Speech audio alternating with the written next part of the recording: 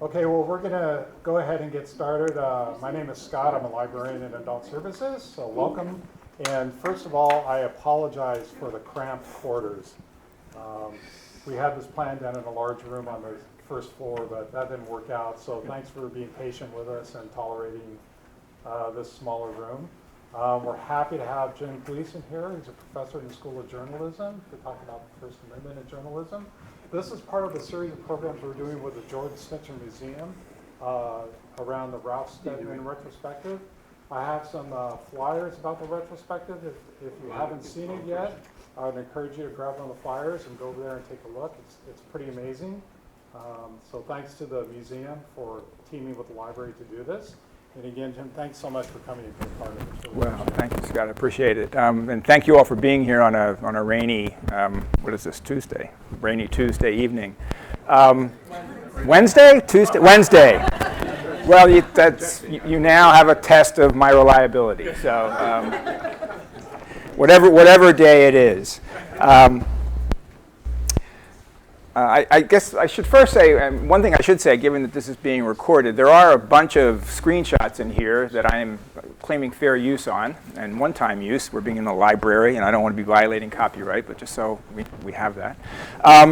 So when I was asked to participate in this series of talks as part of the Ralph Steadman retrospective, I found myself thinking back to a winter day in the mid-1970s, or a winter in the mid-1970s, when I was living on eastern Long Island, about 100 miles from New York City.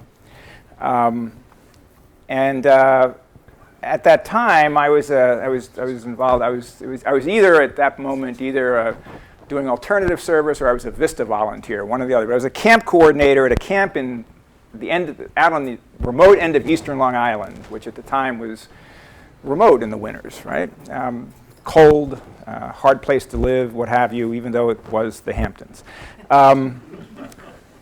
So I was thinking about the media ecosystem at that time, especially as it pertained to Ralph Steadman, because it was the first time I ever saw any of his work.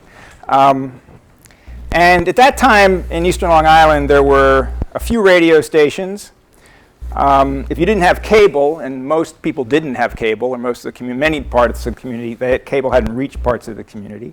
The only television was from across Long Island Sound in Connecticut, and as I recall, we got one station, the ABC affiliate, as I remember it. That was it. There was television. Daily newspapers arrived by truck or train by mid-morning on a good day. And the Long Island Railroad, for any of you who know that part of the country, is not the most reliable train service. The main newsstand in town carried a pretty good selection of magazines. And I don't recall there was a great bookstore there by the late 1970s, but in the early 1970s, I don't think there were any bookstores. So that was kind of the media ecosystem. And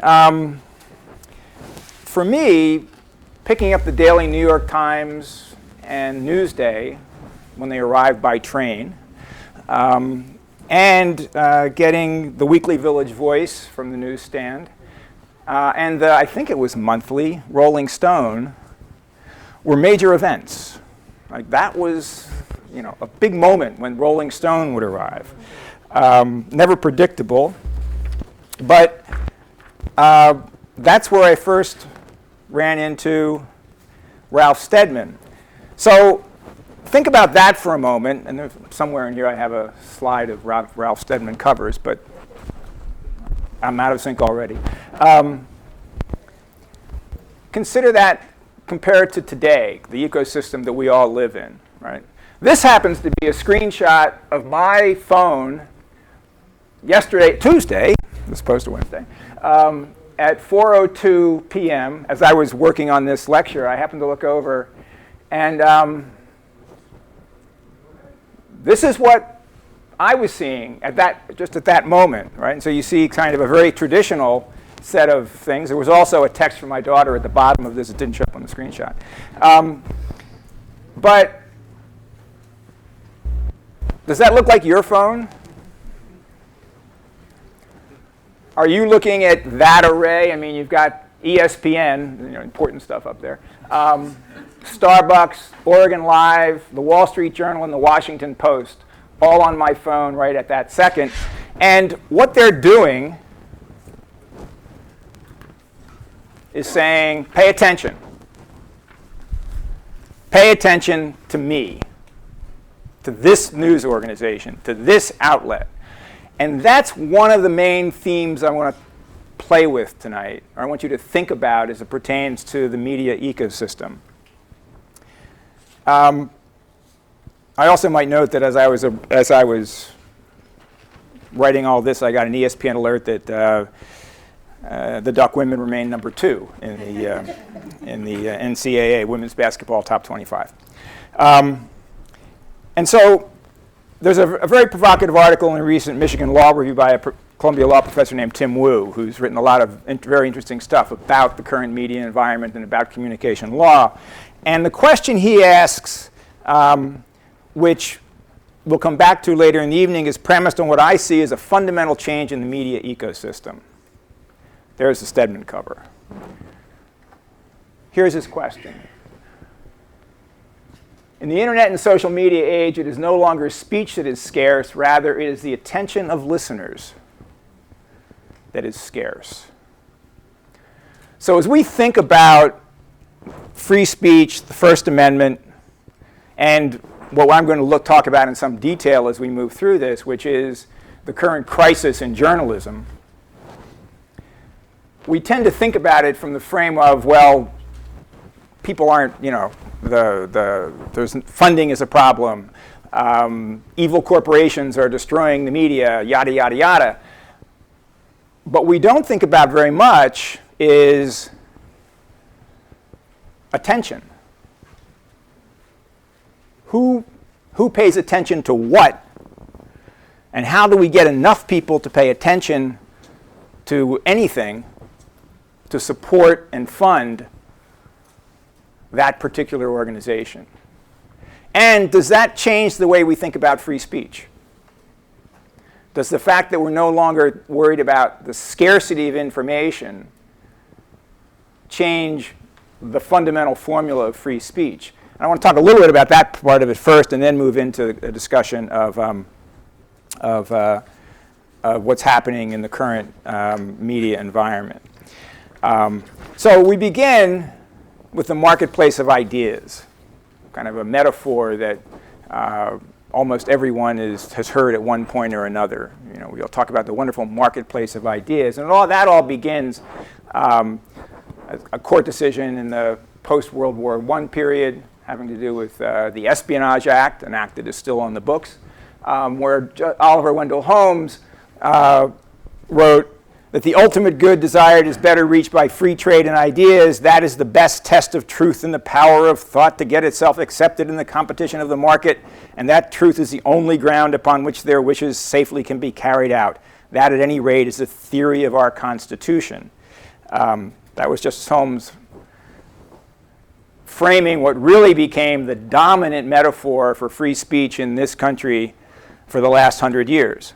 This notion of a marketplace of ideas, the ability of truth to be tested in the marketplace and ultimately for truth to win out. All right, that's the concept. One of its most recent articulations in a case having to do with the burning of a flag in 1989, if there's a bedrock principle underlying the First Amendment, it is that the government may not prohibit the expression of an idea simply because society finds that idea offensive or disagreeable. This brings in another interesting piece of this puzzle, which is this whole notion of the marketplace of ideas is really focused on the threat of government suppressing speech. Right? It's the government's suppression of speech that we worry about and that the marketplace of ideas is supposed to address. And that is certainly remains an issue today in this country and certainly around the world, especially as we see the rise of authoritarian regimes and the suppression of speech, if anything, a rise in the suppression of speech. However, as I'll come back to in a second, that's not the only problem we've got as it pertains to free speech, and we have one that has nothing to do with, or it has something to do with government, but the question really is, what should the government be doing to create an ecosystem that creates the kind of environment we need to have fruitful debate? So one argument that is frequently raised is the argument of counterspeech. When we talk about free speech in the marketplace of ideas, well, you've got this marketplace, you have bad speech, what you need is good speech to counter the bad speech, okay? And here, Louis Brandeis, another Supreme Court justice, writing in 1927, if there be time to expose through discussion the falsehoods and fallacies to avert the evil by the process of education, the remedy to be applied is more speech, he says, not enforced silence. All right. So counter speech, more speech will, the good speech will beat out the bad speech. Or the bumper sticker, the best answer to bad speech is more speech or better speech.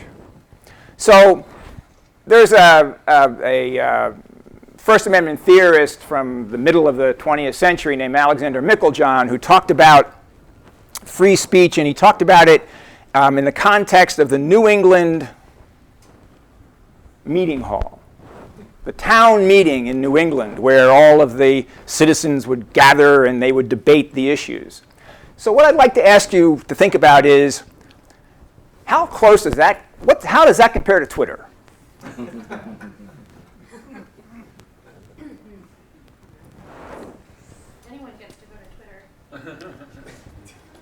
Well, but we still have all this rational debate and courteous discussion, and right? I mean, isn't that what we've got on Twitter? Facebook, counter speech, more speech, good speech beats out the bad speech, right? Isn't that the way it works? No. So this gets to this, we now have not a scarcity of speech. We have the challenge of how do you create an ecosystem in which that kind of rational discourse can actually happen. How do you create an ecosystem where the good speech isn't driven out of the marketplace by the bad speech?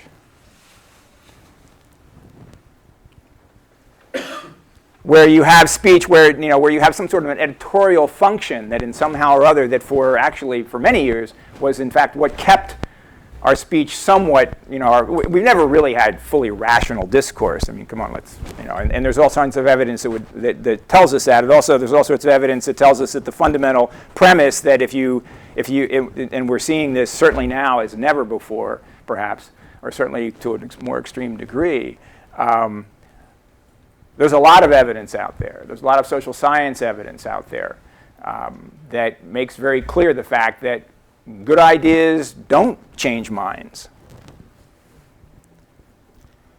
That we tend to live in our tribes. That we only look for information that reinforces our points of view. So there are all kinds of reasons to say, well, maybe this isn't really the solution. Having said that, I'm a strong believer in counterspeech. So one of the things I wanted to note here is there are serious challenges right now to the idea that the marketplace of ideas as a sort of laissez-faire marketplace where we're just going to let ideas compete is being challenged. And I just want to point out one very interesting challenge, and that is the challenge to a very important existing regulation having to do with the internet. And there is, in Section 230 of the 1996 Communications Decency Act, how many people in the room have any idea what Section 230 of the Communications Decency Act is? Come on, you haven't been reading? I mean, come on. Yeah. All right, Section 230 is incredibly important. In fact, it's so important that a very interesting book by a man named Jeff Kosef, who says the 26 words that created the internet. All right? Because what Section 230 does is provide immunity for internet content providers from liability for defamatory speech. So Facebook, Twitter, Snapchat, whatever, the whole range. I mean, I'm sure there's some that, well, yeah, there's some people in this room who know of some platforms that I don't even know exist. All the students standing there in the back. One of the reasons that we have the environment we now have is that in Section 230, all of those platform providers were provided protection from liability for defamatory speech. So Facebook can't be sued for libel.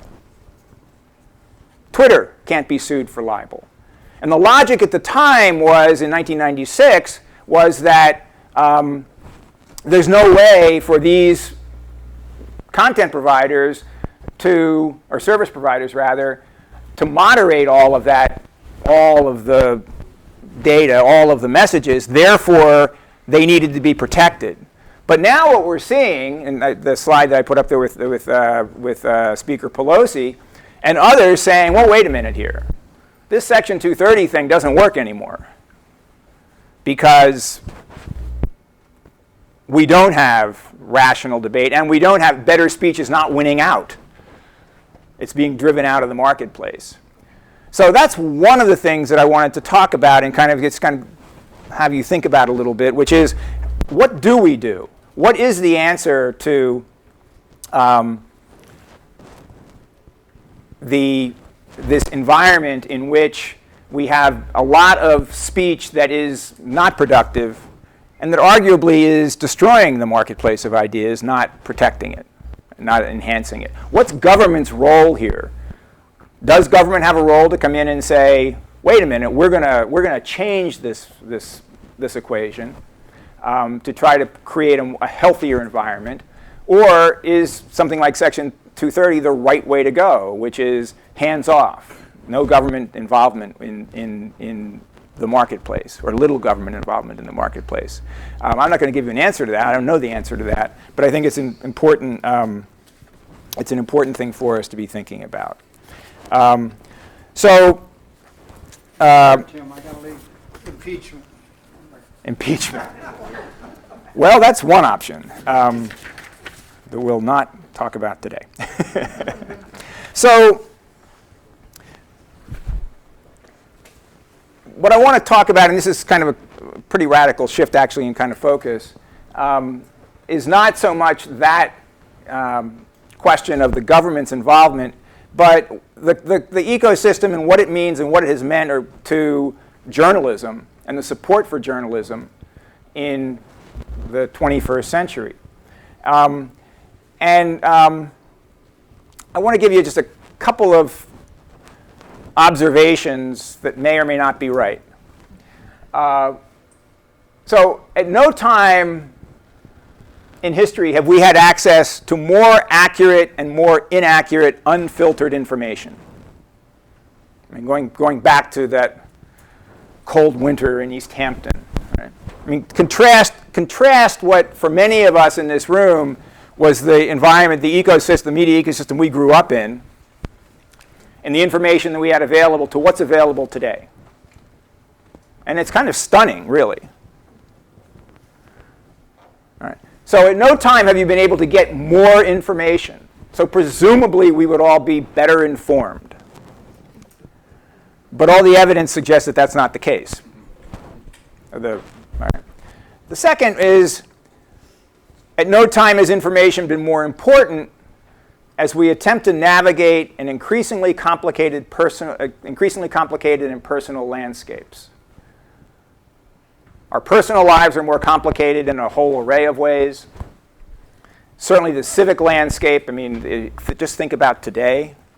I mean, the news of today and what we're all trying to grapple with.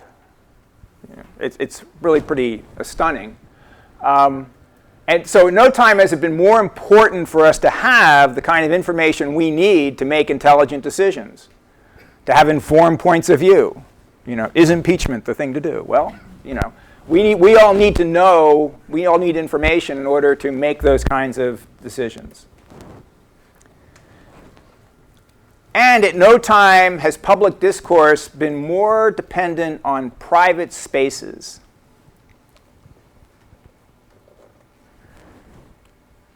Think about where we all get our information today.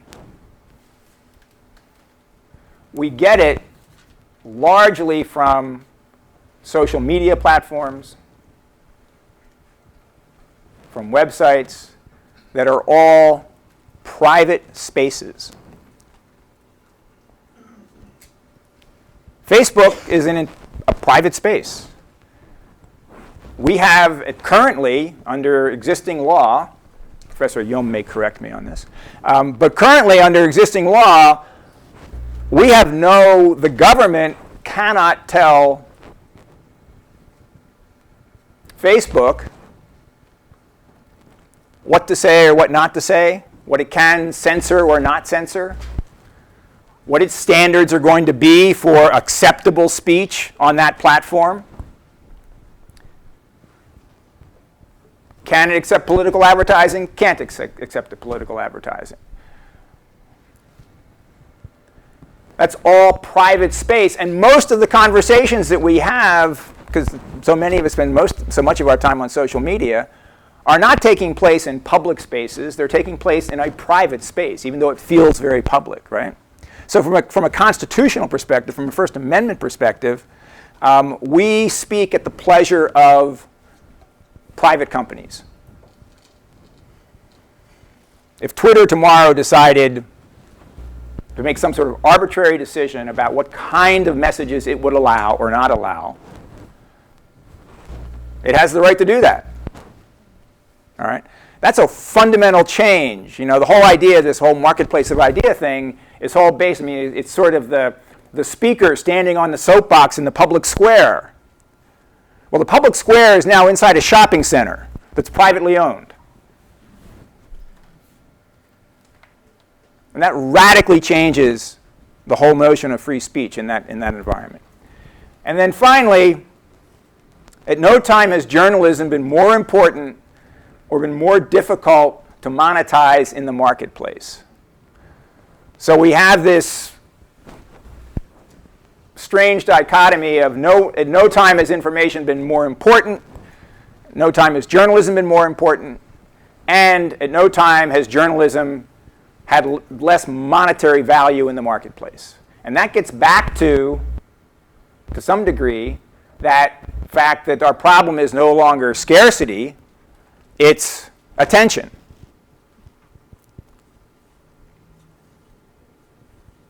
Because if you remember, it wasn't long ago that there was the saying that was making its way in. Well, actually, I'll go back even to how many people in this room remember when the debate about the internet was whether to allow advertising or not? Isn't that quaint? I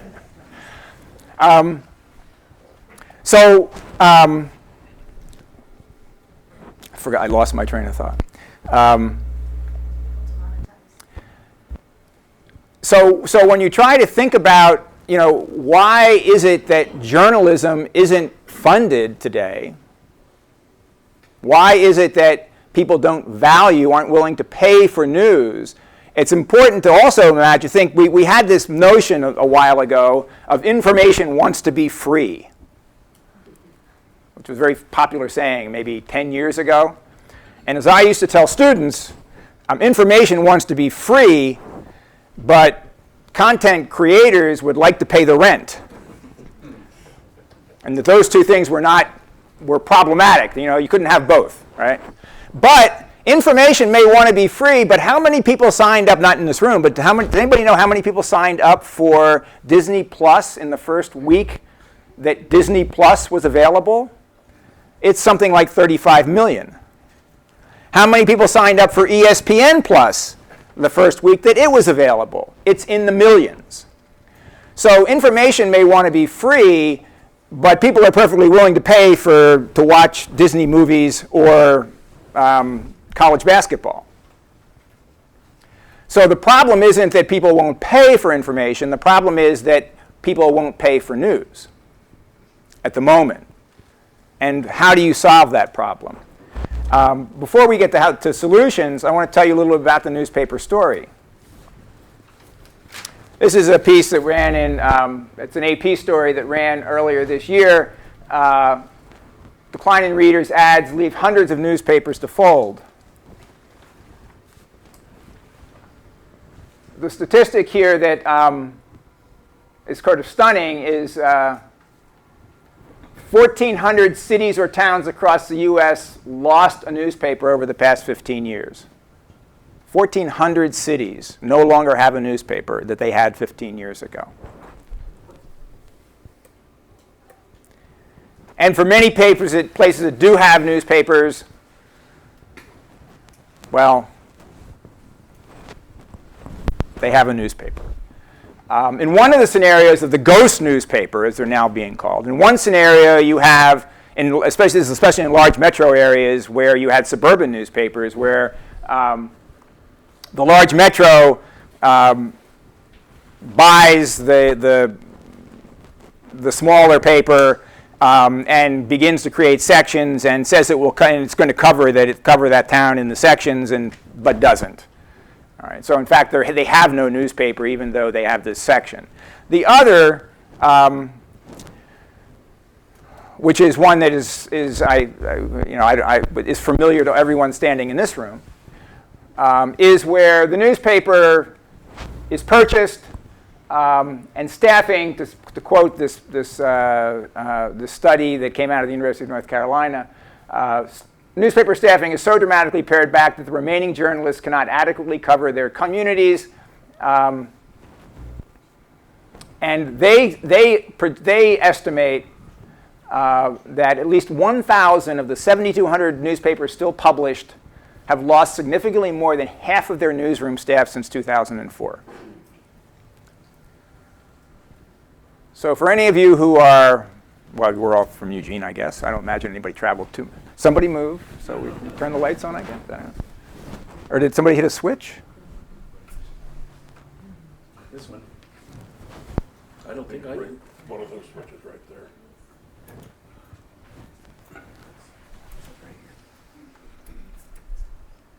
Ah, there we go. Brighter.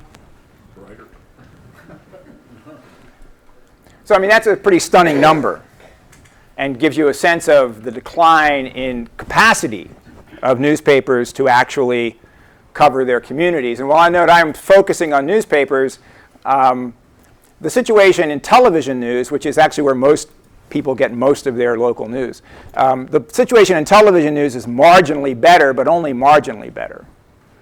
All right, television news staffs have also have been decimated in this whole thing. So this is an interesting map that I hope you can see. This is the news desert.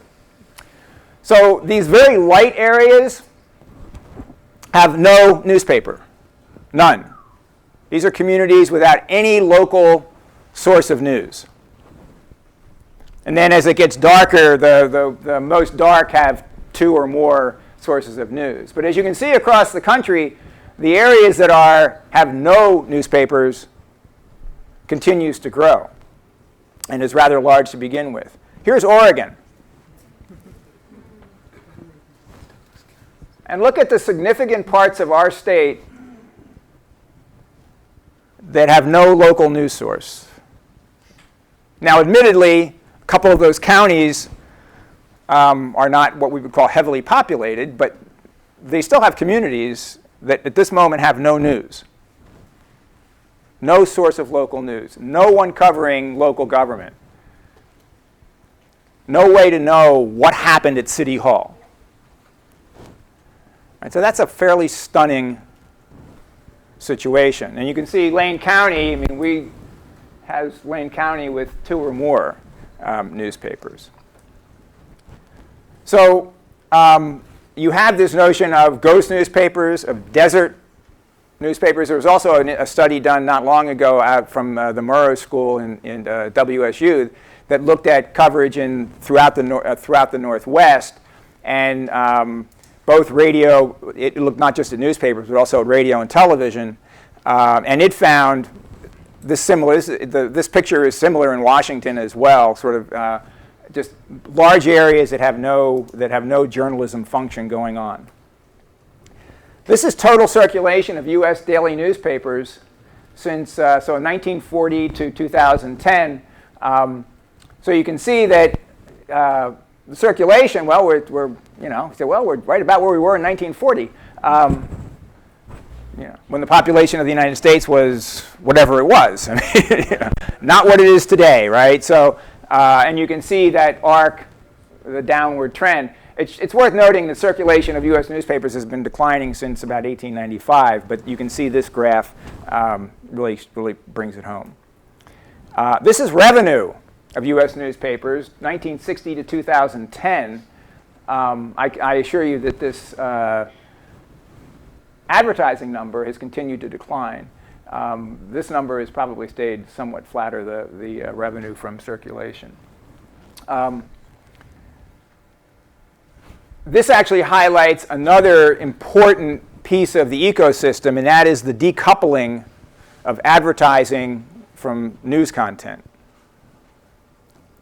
There was an editor, very famous editor in the 1960s, who once said, and people got very angry at him when he said it, but he said, the most important protector of the First Amendment is the department store.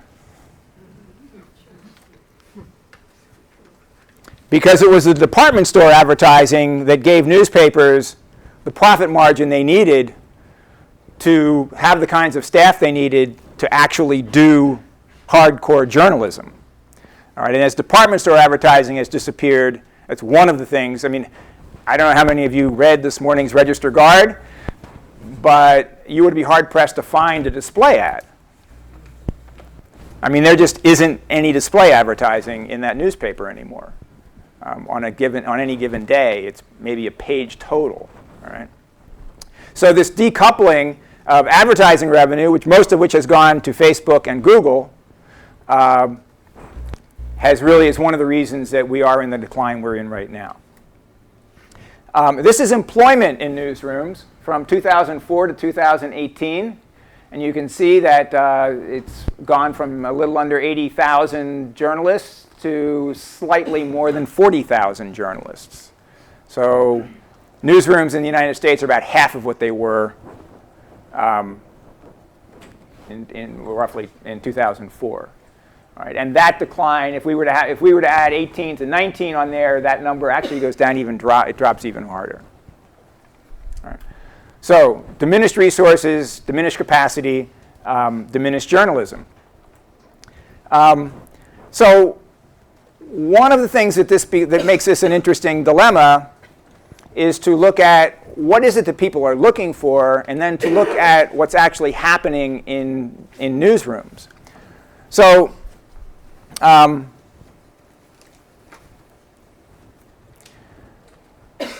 71% of U.S. adults think that their local news media are doing well financially, and 14% of them have directly paid for a local news source.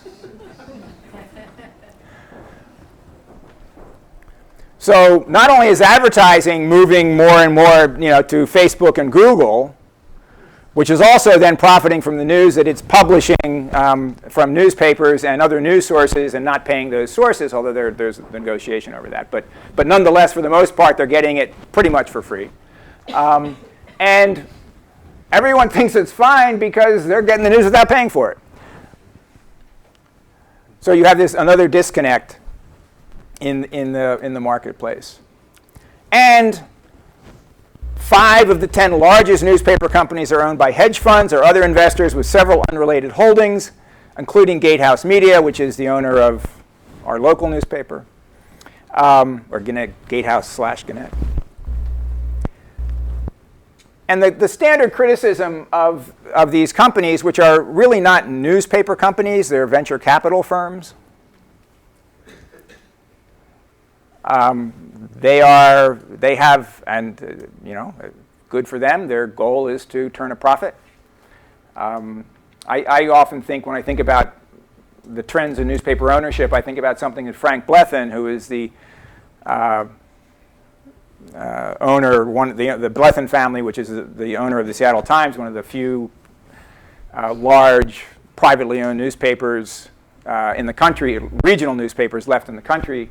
And Frank Gleason is famous for having said that he makes a profit in order to publish a newspaper. He doesn't publish a newspaper to make a profit. Well, these companies are in the business to make a profit. And I would suggest to you that part of the problem that we currently face is that the kind of innovation that's needed, the kind of creative thinking that's needed to get that attention, to, in that all the noise of the current marketplace, to be out there figuring out this is how we're going to get people to pay attention to us, how we're going to get them to understand that this is valuable information, they need to pay for it, in ways other than public radio fund drives. That's not what 5 of the 10 largest newspaper companies in the world, in the country, are doing. And this is not, so if you're critical of your local newspaper, it's not the publisher and the journalists who are working in that newsroom that are the problem. I think they are all sincere, hardworking journalists. The problem is that they work for organizations whose only interest is what's the profit return, and currently, because they aren't getting the attention, the only way to turn that, whatever that profit margin is to cut costs. And it's, I think, absolutely certain that you're never going to have a successful, any kind of company, but certainly not a successful newsroom, successful journalism operation, if your answer to the problem of we don't have enough readers paying for our product is to cut expenses. That will not work. And so we are currently in this spiral, this downward spiral that is, to a significant degree, being speeded up by the behavior of these companies. Now, having left you with that really cheerful note, and let me give you a little bit more, just to give you a sense of how this goes. Ken Doctor, who is actually a graduate of the University of Oregon School of Journalism and Communication, and actually began his journalism career here in Eugene, and is now one of the leading newspaper analysts in the country, and has actually just started a local. He's starting a local news operation. But Ken reported that with the Gannett Gatehouse merger, as he said, what was once expected to be a $200 million in annual cost savings has now grown to $400 million or more. So Gatehouse, Gannett, which took on enormous debt when that merger was put into place, as I just said, is going to be looking to cut costs to service debt, not invest in figuring out how to solve this problem of getting the attention of readers on a regular basis. So, last point, and this is actually to end on sort of an upward, hopefully an upward, slightly upward anyway, a little less depressing anyway. There are a bunch of operations out there that are trying to figure this out, and most of it in the not-for-profit space. This is one called the American Journalism Project, and they're partnering to try to find solutions to figuring out how do you do local news in a way that's going to attract readers, and that's going to attract paying readers. All right. Because the advertising isn't coming back. That's gone. So the model has to be one of a subscriber-based model. Report for America is a national project that actually it's sort of like Teach for America. So you partner and get journalists young journalists to come into the newsroom and work for a couple of years on a subsidized basis. But again, it's partnering and trying to do creative work. ProPublica, which is probably one of the best known of the national not-for-profit investigative journalism operations, based in New York, does incredible work, and also, in addition to doing good reporting, is involved in a lot of innovation and partnerships. Well, it now has a local reporting network. So it's partnering with local news organizations to try to build capacity in those organizations to do investigative reporting. And the same thing is true with Reveal from the Center for Investigative Reporting, which has a local news initiative, again, trying to build the capacity to do serious investigative reporting in small towns and community newspapers. And then we have in Oregon, I think, one of the most encouraging and exciting initiatives over in two newspapers, the Malheur Enterprise over in Malheur County, and then in Salem, the Salem Reporter. All right, so this is Malheur, and Les Zeitz, who is running this operation, tweeted not long ago about a two-day manhunt going on over in Malheur County. I don't know if it was on horseback or how they were doing it.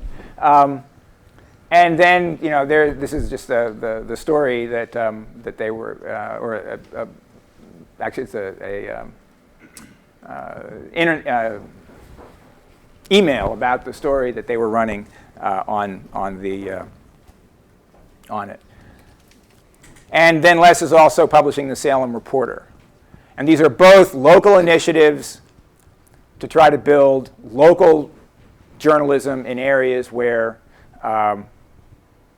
currently in Malheur County wasn't any.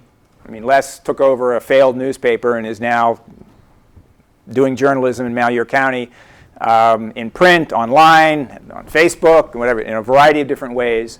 And then in Salem, where the Salem Reporter is trying to fill space that has been somewhat vacated by the Salem Statesman Journal, which is, again, not anywhere near the newspaper that it was 5 or 10 years ago in terms of its capacity.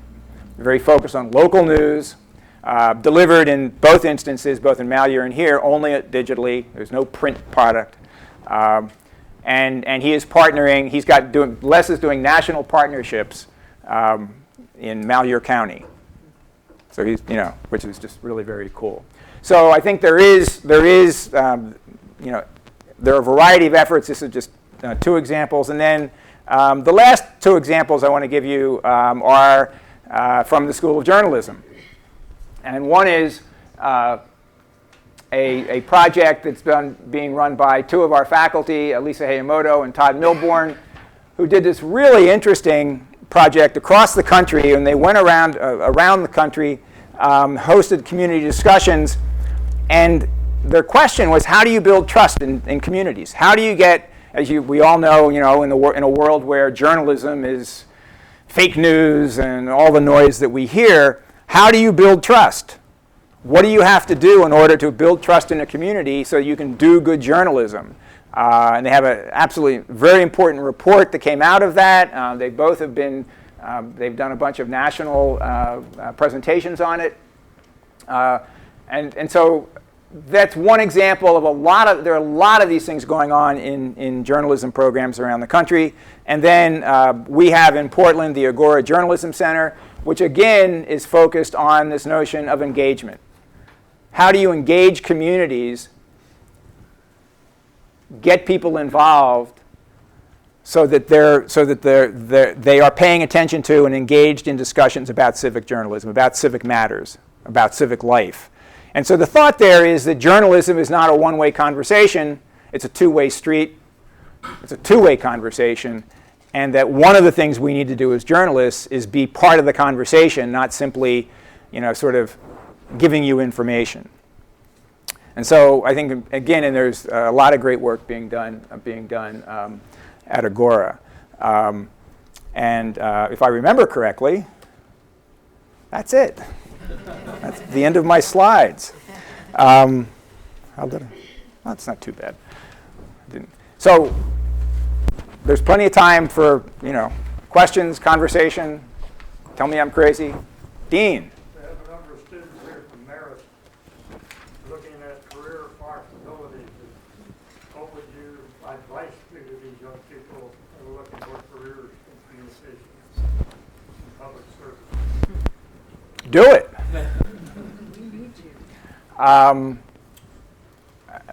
Well, I mean, I'd say do it for a couple of reasons. One, if that's your passion, if that's what you want to do, then that's what you should do.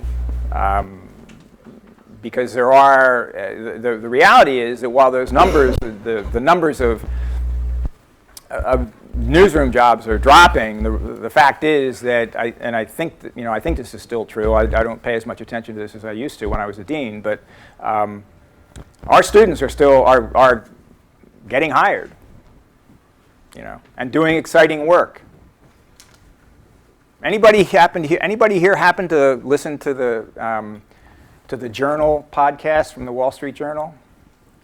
If you don't, you should. Ryan Knutson, who is one of our graduates, is one of the people who created that podcast, and he's worked at the Wall Street Journal, and he's worked at ProPublica, and there are all kinds of really exciting things you can do, and it's never been a more important time to be a journalist. Yeah. Sorry, but how safe is it today? Am I just jaded because it seems like we're targets? When you say safe, you mean physically safe? Life and death, yes. Well, that's a good question. Certainly, internationally, the data are pretty scary. I don't have the exact number, but there were, every year there have been a significant number of journalists who have died doing their work, who have been killed doing their work. In the United States, I don't think there have been any journalists who have died have been killed. There was a 30-year-old woman just very recently who was in mainstream media. I don't recall her name. Who and what happened to her? Brunette, kind of mysterious surroundings. I mean, it happens quite frequently based on my sources. Well, I'd be interested in your sources because I don't. I don't know of. This example you may very well. I'm not questioning your source. But I think it's fair to say that in terms of physical harm, being a journalist, physical harm is not the major threat to journalists in the United States at this moment. Which isn't to say that there may be some incidents that have happened, but that's but it's certainly a much more difficult environment than it used to be, and much of that is, I think, attributable to our president. This whole notion that the whole fake news and what have you has certainly made it much harder, a much more difficult environment to work in. It's just a Band-Aid on a bigger disease. But if somebody wanted to start a school and get in touch with these people that you've referenced and these... Wanted to start a school? Well, I think it would be great to start a local community television located at Sheldon High School that is open and available to the public. All it would take is some people power. I've had that on my mind to do for years, to get a couple of interested parties together. I've been trying for years to just even get.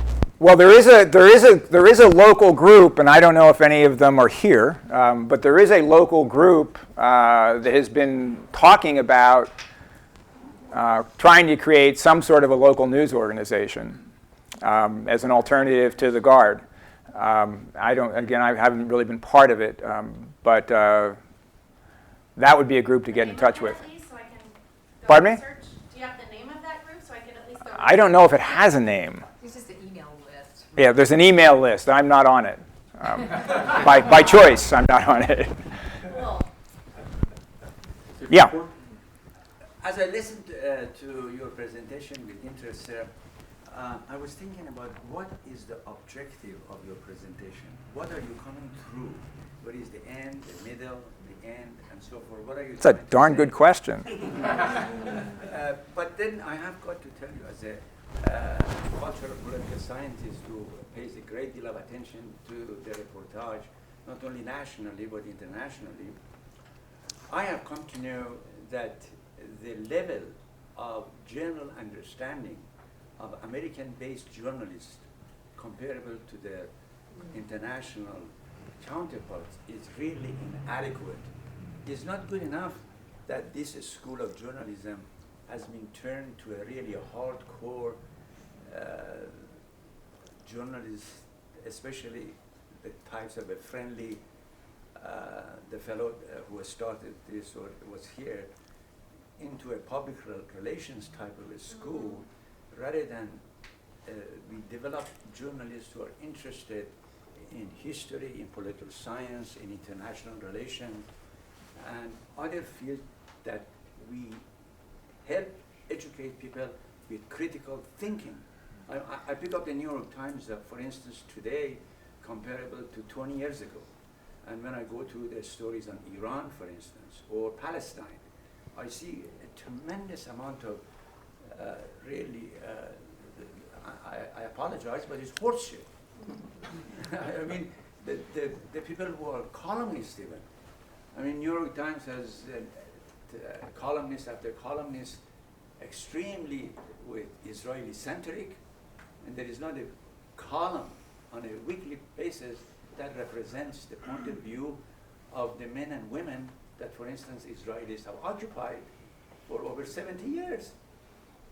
And then if I really advance the idea that it is totally connected with the lack of development of politics in this country. I mean, look at the Register Guard. We used to have a very good newspaper.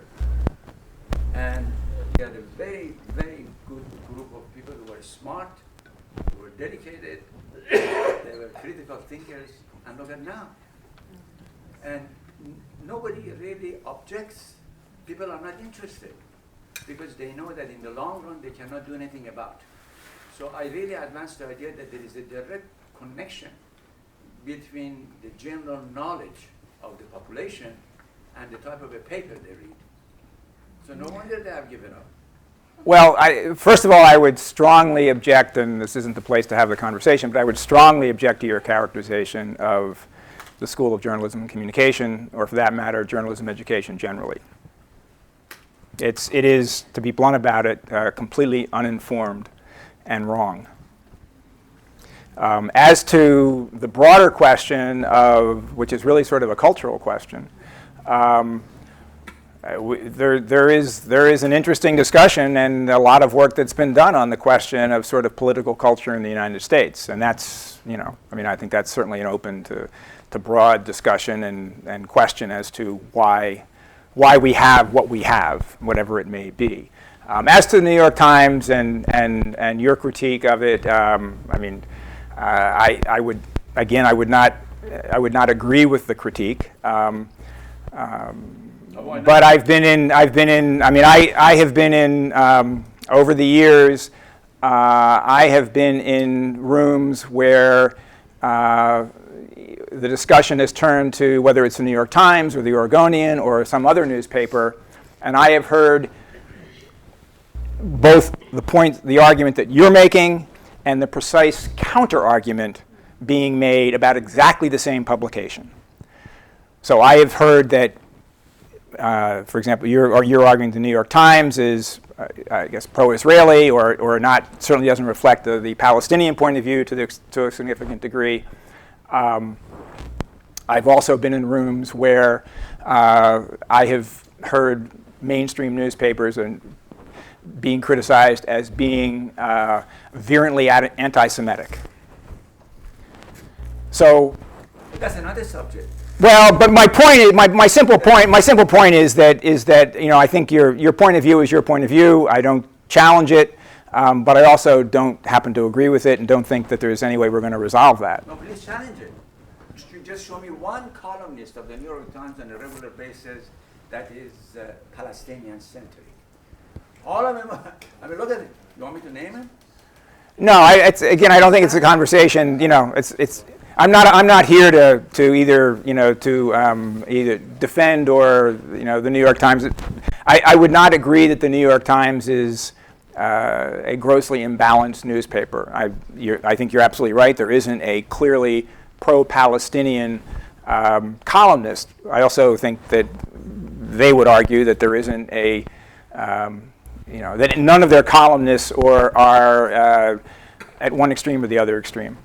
You would disagree with that. They would not. Dean. Jim spent nearly 80 years as a journalist and an educator in journalism. And the major difficulty I find even today in broadcast is that the public does not understand the difference between information and editorial and commentary. So they look at CNN or something, they think that's news. It's commentary. And so we get that mixed up. So we look at the station that will comment on the news that we support. And Well, Dean, and I should say, for those, there's no one I have more respect for than you, Dean. Dean has been a journalist for 80 years and was on our faculty for a very long time. But I'd also say that that's our problem. I mean, the fact that people don't understand what journalists do is not the public's problem; it's journalists' problem. Oh yeah, I mean, you have to be able to. And that's actually a lot of the work that, for example, that Lisa's doing is focused on exactly that. How do you create a conversation where we all are on the same page as to what we're doing and how we're doing it, and why are we doing it the way we do it, and how well do we explain what we do, so that people do understand, what's the difference between the editorial page and the front page, and certainly in television news and on cable. God help you if you can figure that out. If you think you understand that, please talk to me. I'd love to know. Yeah. Okay, so earlier you mentioned that you thought it was Donald Trump, or Donald Trump was a contributor to the dangers of being a journalist.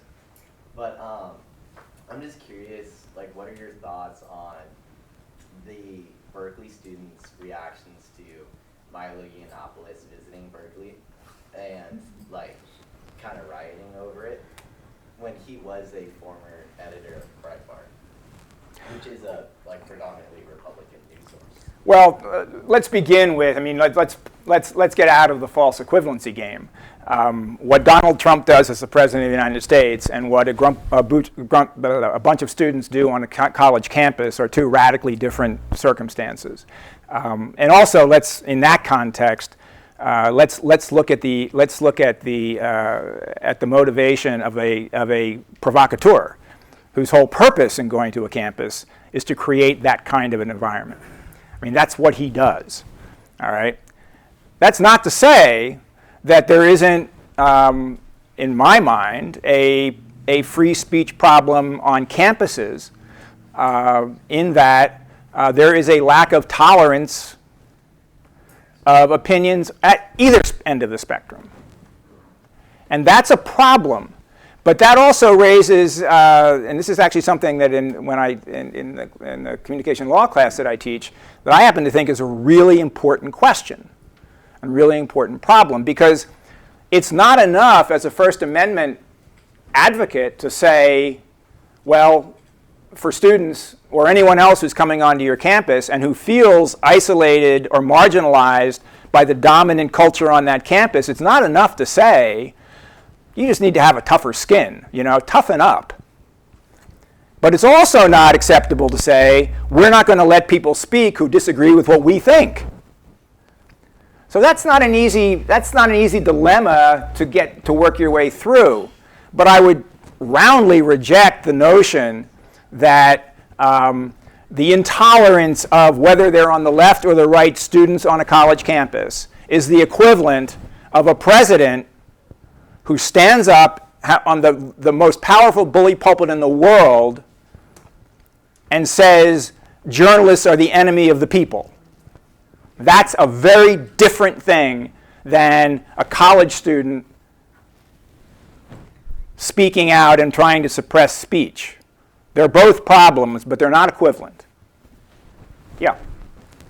So I kind of want to speak on behalf of the students. So I personally feel like it's kind of undeniable that politics has a major effect on the way we get our news, and kind of the bias on either side. So I feel no matter where I search, I can't get really like a clear answer for anything. And I was wondering kind of what advice you have for us to get more informed when we are so driven by like technology and social media, and when we are so easily influenced with, you know, a post that can pop up within seconds at our fingertips. I mean, how do you recommend we can become the most informed in the best possible way so we can better the future for ourselves? Well, I think there are a couple of observations. The first one is, I mean, when I put that slide up there in the front at the beginning of sort of, you know, had this set of very traditional news sources on, and I know that's not what comes up on your phone. All right. I mean, I actually asked. We have a daughter who's 20, would be 21 next month, who's a very well-informed young woman, and I have no idea how she knows what she knows. None. Because she doesn't. I mean, you know, she's got a whole different set of news sources than I do. So that's a qualifier to say I don't really know your world all that well. But fundamentally, we all need to be very critical news consumers or information consumers. So we do have to be looking at, you know, what is the source of this? Why do I think it's reliable? Should I be questioning it? Is it too good to be true? Am I doing what we all do to one degree or another, which is we like things that confirm our preconceptions? Am I challenging myself? You know, those are all kinds of things that we all need to do all the time. And I think in the world that, the current world, that's harder and harder to do because you're not doing what I do, which is have a set of news organizations that I've been reading for longer than you've been alive, and that I find reliable. That's not how you get news. That's not how you get information. And so it's even harder to sort, you know, for you to sort through that and figure out, well, what really is true here? What's accurate? But we all have that burden. We just have it in different ways. Yeah. Yes. Your stated object was to stimulate thought and reflection when you started your talk, and I think that's very useful. And the title of your talk did mention the First Amendment. And when you quoted the distinguished jurists and referenced Nancy Pelosi's problem right now with lawmaking, it reminded me that the First Amendment is negatively framed. The first 5 words are Congress shall make no law. And that is what these distinguished jurists are using as the basis of their ideas, is that it's not a positive or proactive promotion of free speech. It is negatively framed. And I think that is really one of the fountainheads or the locus points for our problems with speech. And one of the predecessors in this series was actually a constitutional lawyer, and he treated this problem. And he said, basically, it's not the government's responsibility. Well, and thank you very much, because when I started putting this all together and thinking about it, I almost went in that direction, and then didn't. And as you can see, I went about 4 directions, and you know. So, but that's kind of, I was kind of suggesting that one of the challenges we face is to what extent should the government be playing a greater role in shaping the ecosystem. And so, for example, in looking at the Communication Act and looking at 230, the question there isn't, you know, it was passed because the government was saying, we need to stay out of this. So if it's rescinded, does that mean, you know, well, should the government be more involved? Should it create ways in which it has greater authority over speech? Should we be looking at the question of, you know, to put it in a different context, is, you know, should Facebook be a public utility?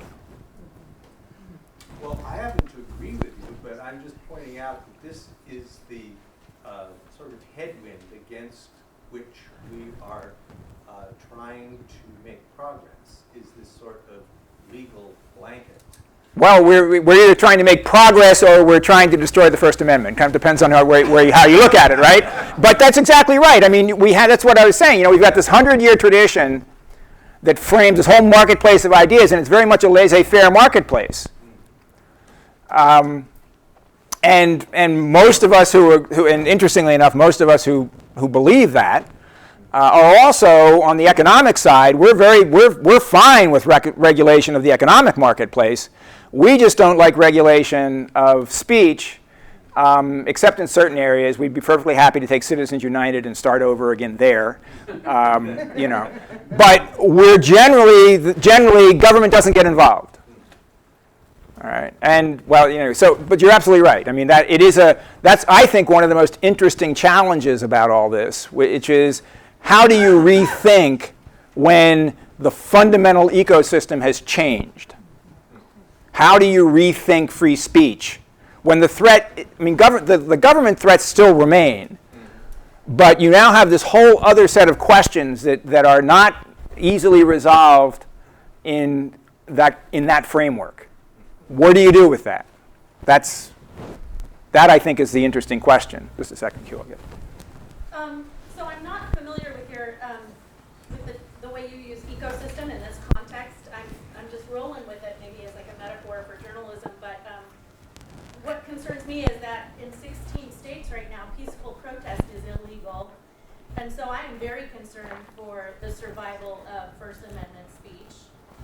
And I don't know if this is the place where I'm going to find the answers I was hoping for, but I wanted to know if I go and shoot some footage or do some interviews or share my editorial thoughts based on what I've been able to locate, am I going to be protected? And what I hear you saying is that, I don't know, what do I hear you saying? Also, if you could summarize, because you're saying that we have free speech in the podium, but it's within this container of, you know, commercialism, which, I mean, everything we do is seen. Everything we do is easily tracked by the government. So I am concerned about true free speech. And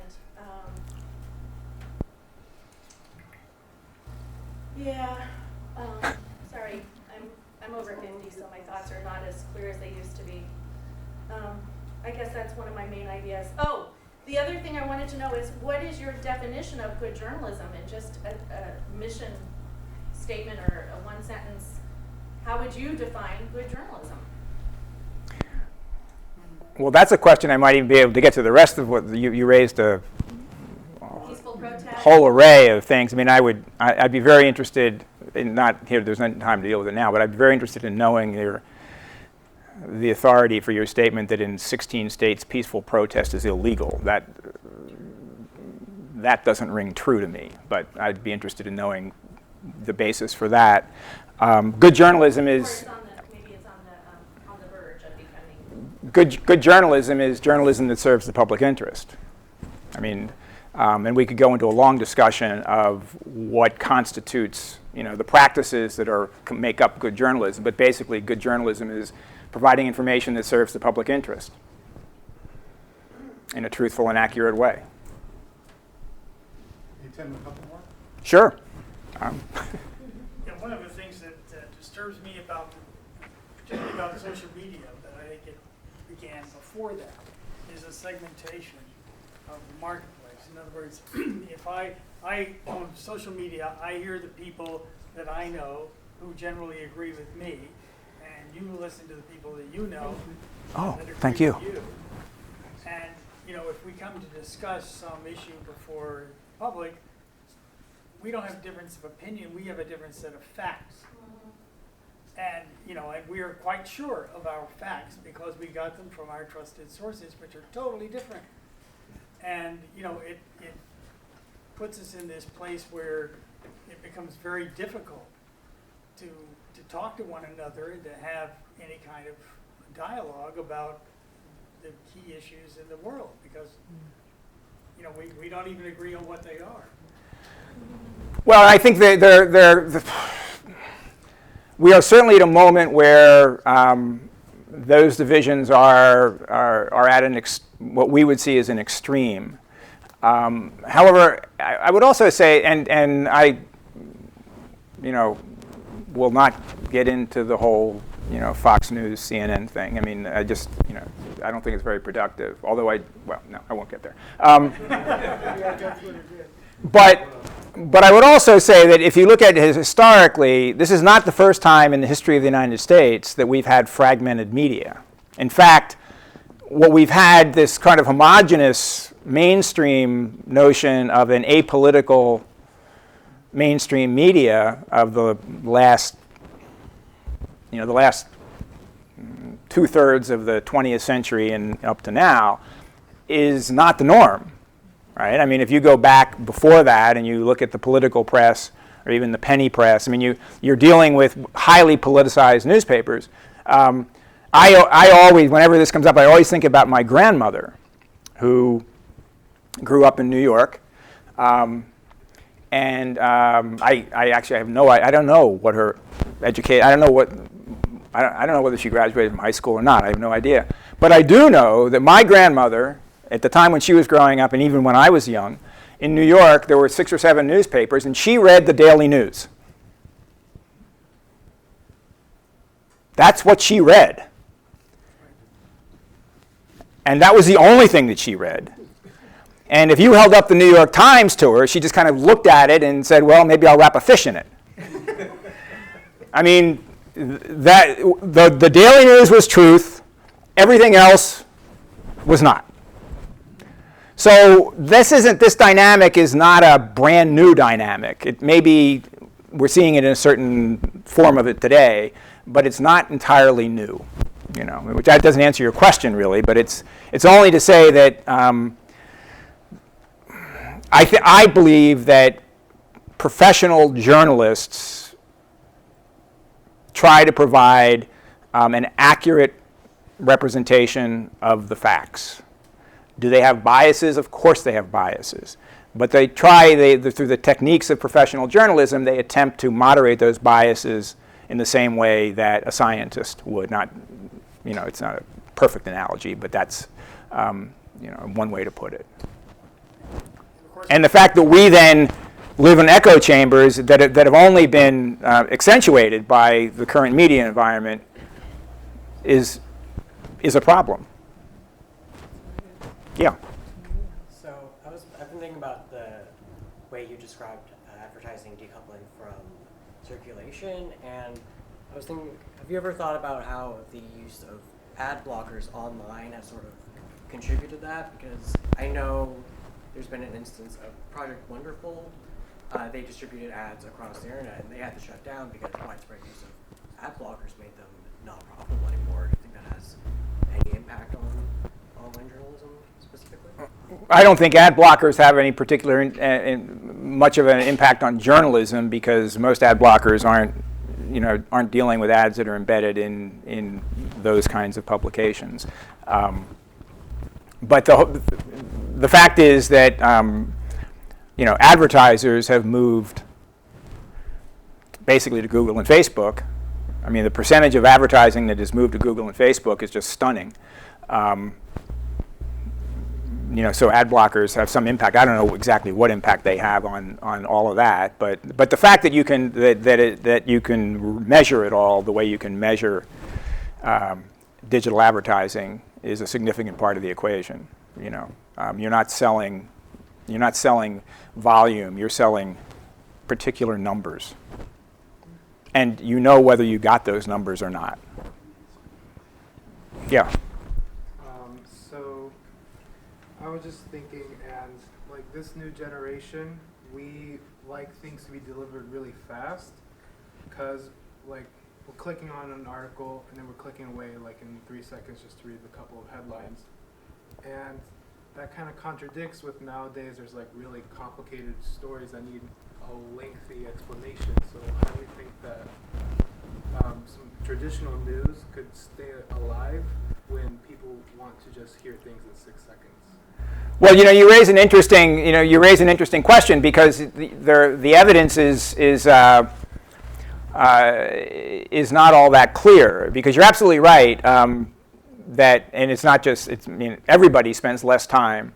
And in fact, I saw a piece of data not long ago that the average time spent on a news story was under 2 minutes. Right. But at the same time, there is an absolute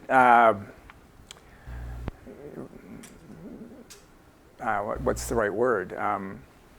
Explosion in long-form nonfiction and podcasts. And not just podcasts, but publication of long-form nonfiction is more popular than ever.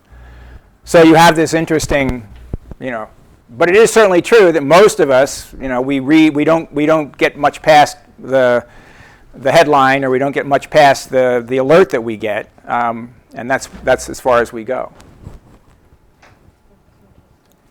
Okay, well, I'm going to cut you off here. We're a little short of time. Tim, thanks again for coming. Oh, well, thank you all so much.